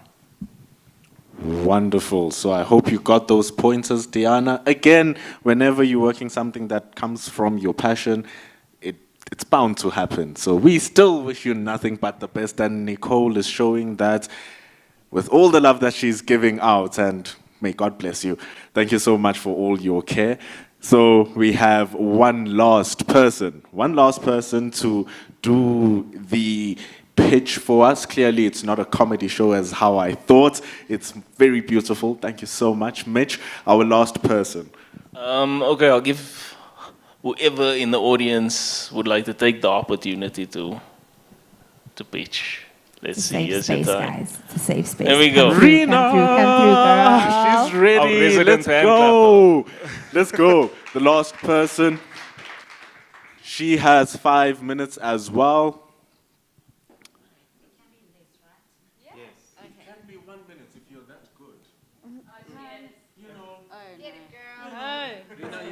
Okay. Good evening, everybody. My name is Raina Khaba. And you inspired me, I'm not going to lie, purely because the past couple of years have been a bit of a nightmare. But my company is called Sunflower Cosmetics, and I instill confidence through makeup. Right, so I started off in 2018 selling foundation, organic foundation. I am a believer in all things organic. And then kind of evolved. So the reason why I say you inspired me is purely because I think I invested in my company in 2019 with a supplier, and he kind of did me wrong, took all my money and never delivered. So that's been extremely painful. Because I kind of didn't know where to go, what to do, and all of that kind of stuff. And then, having to start my company all over again. I've moved on to skincare and formulated my own skincare range. So I've now formulated my own oil cleanser, facial serum, foaming coffee body scrub thing. But along the way, I also kind of developed relationships with salon owners. Some of them kind of fell away due to my supplier. And the one that the doors kind of still open, they've encouraged me to continue with my cosmetics journey. So that's where I'm at with that stage. So that's pretty much where I am at the moment. I don't know, as much as everything else in this world is amazing, how you look and feel is very important. I think it's important how you look. And I think me personally, I don't know, for me it started off kind of slowly. It's just one of those things where makeup has always been kind of consistent in my life. I feel like everybody else was kind of out partying, whatever. I'd disappear into my room and come out, and my family would see me like with a full face, and I'm exploring, like, where are you going? I'm like, I'm not going anywhere.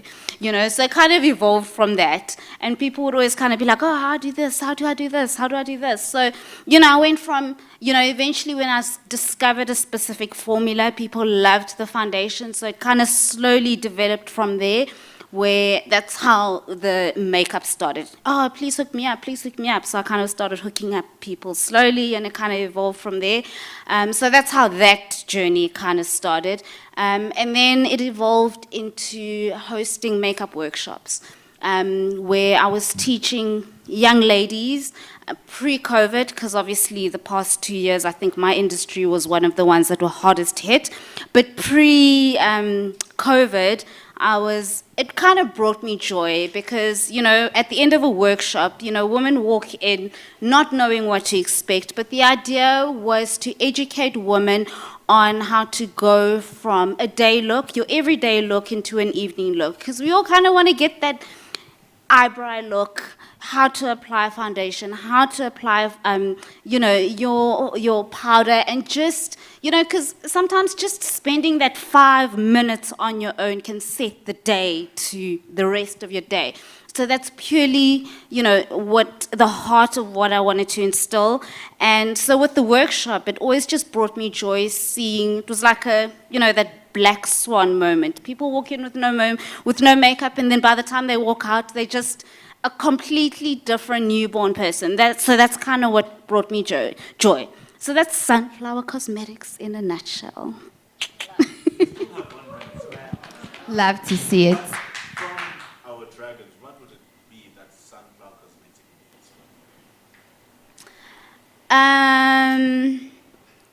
is? So I think the most thing that, I want to stay away from saying funding, right? Purely because I loved what, I think it was what David said and what Mitch said. Oh, right. I loved what David said and what Mitch said about the fact that, it was one of the things that I struggled with, and that's the reason why I posed that question about white labeling being a manufacturer's thing or not. Because a lot of people, find it easy they just want to take. They realize, oh, there's a good thing happening here. They just want to put their name, but they don't realize that the reason why I am where I am and creating the products that I create, and the reason why I fell in love that I'm selling this foundation is because I've invested in it.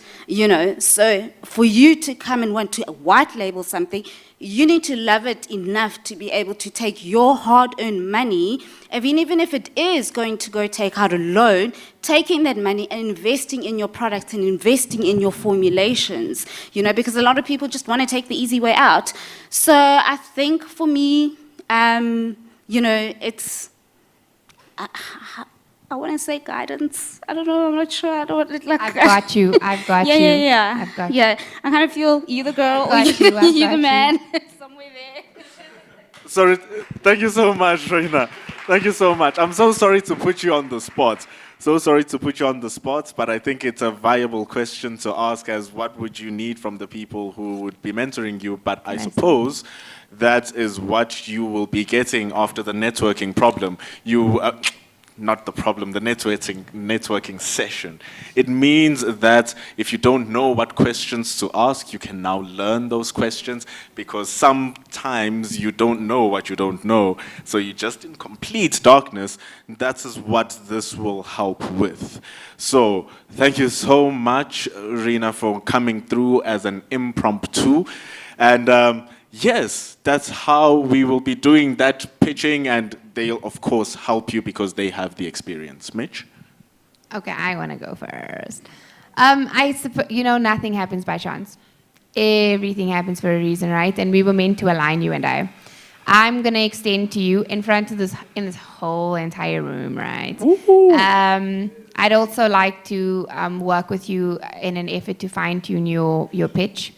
But over and above that, girl, I'm going to take on the risk with you to revive and to help yourself get some product together.